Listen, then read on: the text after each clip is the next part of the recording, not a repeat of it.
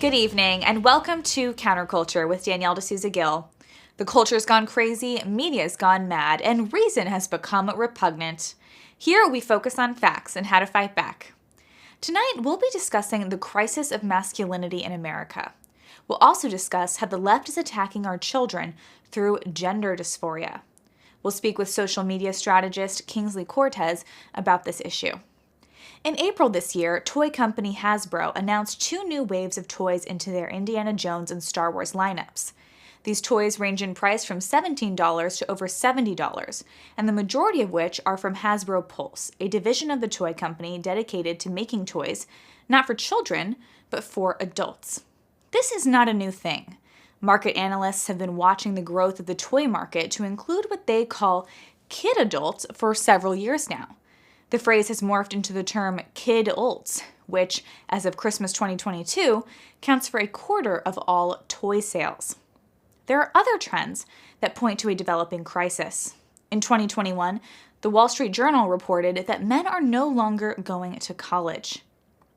According to the journal, quote, "At the close of the 2020 to 2021 academic year, women made up 59.5% of college students, an all-time high, and men only 40.5%, according to enrollment data from the National Student Clearinghouse, a nonprofit research group. U.S. colleges and universities had 1.5 million fewer students compared with 5 years ago, and men accounted for 71% of the decline. As college increasingly becomes a female rite of passage, that has impacted the marriage rate among millennials and Gen Zers. It seems the younger you are, the less likely you are to get married nowadays. Some experts attribute this to women choosing to focus on career over family.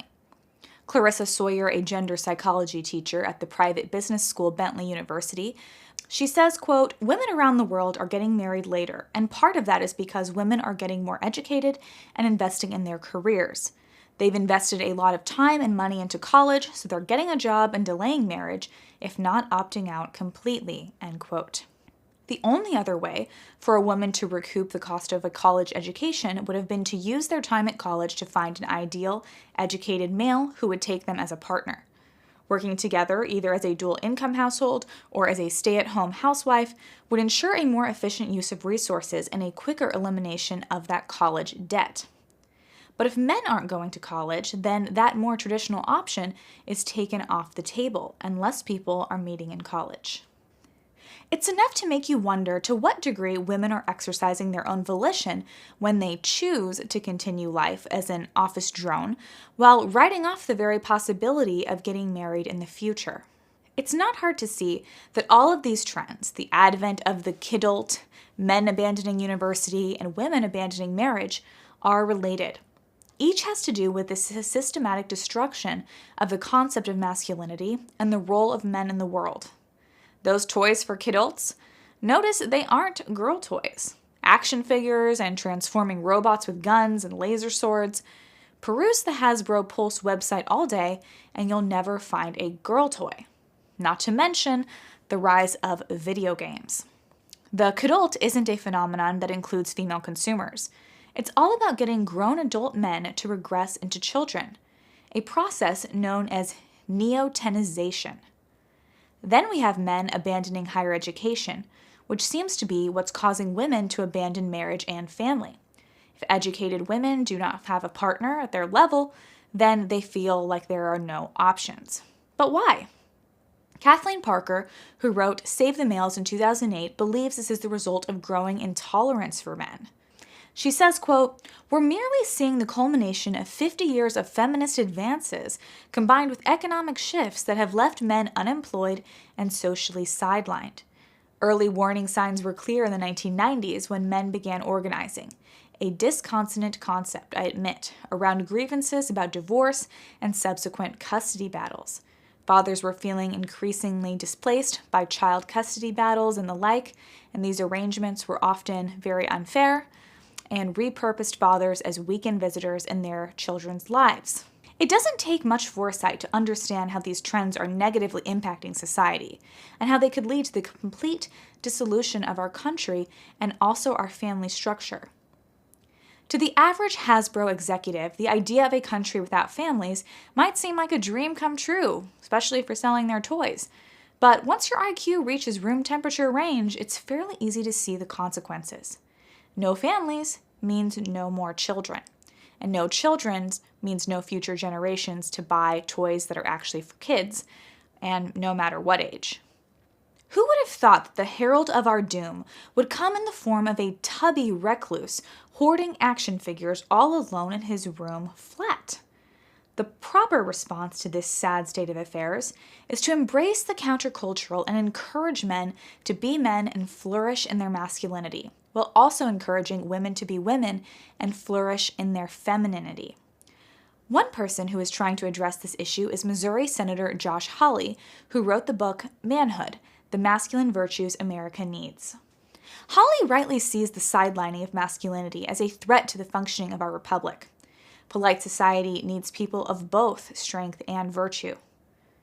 Hawley has been outspoken on the issue for some years now, and the reaction to his thesis from the left has been all too revealing. In 2021, NPR offered a counterpoint by inviting the opinion of a gender studies professor who wrote a book titled Jesus and John Wayne: How White Evangelicals Corrupted a Faith and Fractured a Nation. After citing paternity leave as one of the ways liberals advance the cause of men in society, the article quickly devolves into an exercise of excoriating Hawley as a leader of the white Christian nationalist movement. A review of his book in The Guardian criticized Hawley for taking a dim view of Rousseau and Marx, as well as the dehumanizing philosophy of utilitarianism. Here again, we see the leftist cope. Never acknowledge the premise of an argument or engage in actual debate. Simply seethe as you launch a litany of hot takes and ad hominem attacks. Despite the fact that this attempt to purge society of masculinity is evident all around us, the last thing Hawley's critics would do is agree with what they can plainly see with their own eyes. Whether this obfuscation is intentional because the left wants to avoid being held responsible for causing it in the first place, or because they want to perpetuate this destructive trend and continue it, it's at the heart of their ideology. There's no avoiding that the left itself sees the death of masculinity as a necessary goal of their own philosophy.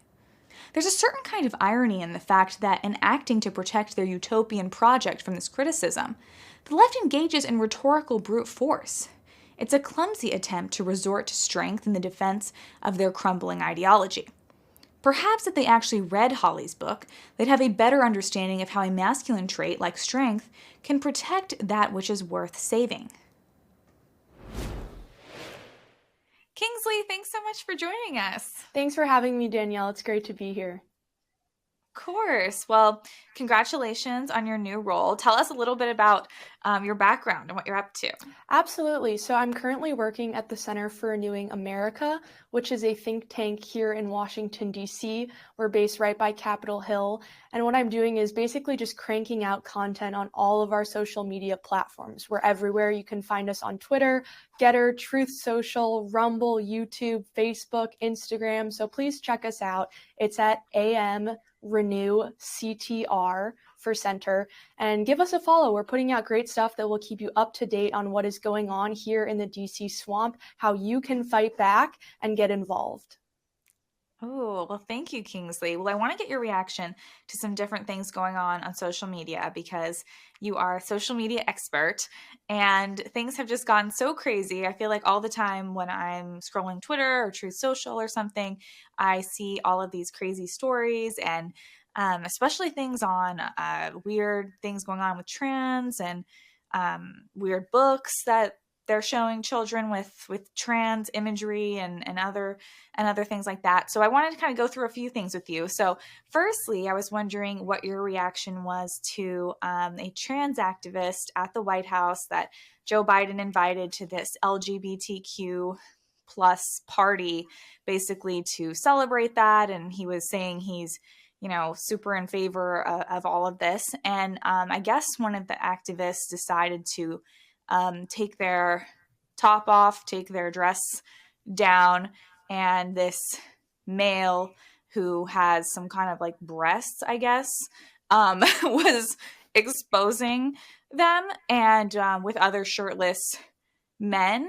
So I guess that was something they thought was appropriate to do at the White House. And then the White House came out distancing themselves from this, saying this doesn't represent them and what should happen at the White House. So I was kind of surprised by that because I thought, it's kind of interesting because they're trying to be so pro LGBTQ plus, but at the same time realize that this just looks so bad, and probably so many Americans who see that video and the pictures are thinking, wait, like, why are you taking your clothes off at the White House, the place of dignity? There should be a place of dignity. So, yeah, what was your reaction to seeing that, and why do you think the White House took that position?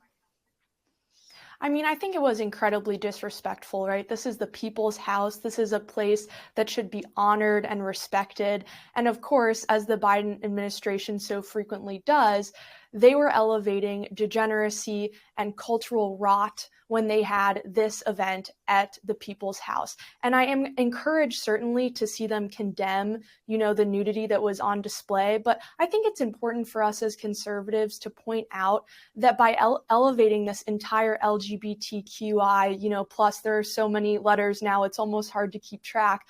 But by, encouraging and celebrating and promoting this movement, especially to young children, even if you condemn, select events of nudity like we saw at the White House just the other day, this is something that is endemic within this movement. I live here in Washington, D.C., and I can tell you, I walked past the Pride Parade that happened this past weekend. There were children present. There was tons of nudity, tons of degeneracy and depravity all around for all the eyes to see. And I think that it's sick and it's twisted. And the way that this movement is preying on children is really something that we need to fight against and stand up against. Because children, as they should, don't have a concept of their sexual selves until they reach puberty. That's very normal. And protecting that childhood innocence, that period in their lives, should be so important for us as parents, as communities, and as a nation. But sadly, what the radical left is doing is preying on that period in a child's life where they are imaginative and creative and growing and learning.